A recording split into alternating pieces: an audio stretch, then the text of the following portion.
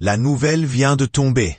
Jeudi 6 février, Paul Loup Sulitzer, célèbre écrivain et homme d'affaires français, est décédé à l'âge de 78 ans. Il laisse derrière lui un grand héritage littéraire. Il est l'inventeur d'un nouveau genre, celui du western financier. Célèbre dans le monde entier, il a vendu plus de 40 millions de livres autour du globe. Il s'est fait connaître pour sa trilogie Money, Cash, suivie de Fortune, au début des années 1980.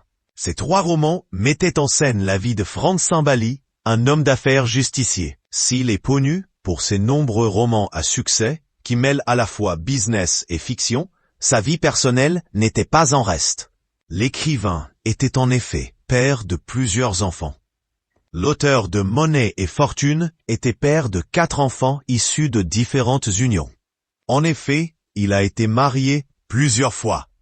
Si sa vie professionnelle a été pleine de rebondissements, il en est donc de même pour sa vie privée. En 1974, il devient père pour la première fois avec la naissance d'Olivia, fruit de son union avec Magali Kolkanap. Quelques années plus tard, en 1985, il accueille Joy, née de sa relation avec la styliste Alejandra Diandia. Son mariage en 1993 avec Delphine Jacobson lui permet d'agrandir sa famille avec la naissance de ses 2 fils, James Robert et Jacques-Édouard. Il a par la suite divorcé de la mère de ses 2 cadets, ce qui l'a mis en grande difficulté financière.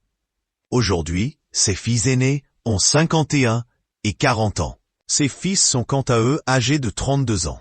Jeudi 6 février, c'est une des filles de l'écrivain, Olivia, qui a fait part de la nouvelle à l'agence France Presse. Elle a annoncé qu'il est décédé ce matin à l'hôpital des suites d'un AVC.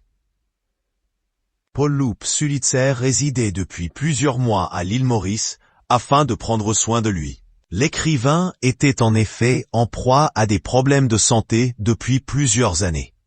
Au début des années 2000, il avait été victime d'un coma diabétique et mis en réanimation. 2 ans plus tard, en 2004, il a fait un premier accident vasculaire cérébral. Suite à cela, il avait perdu de nombreuses facultés motrices.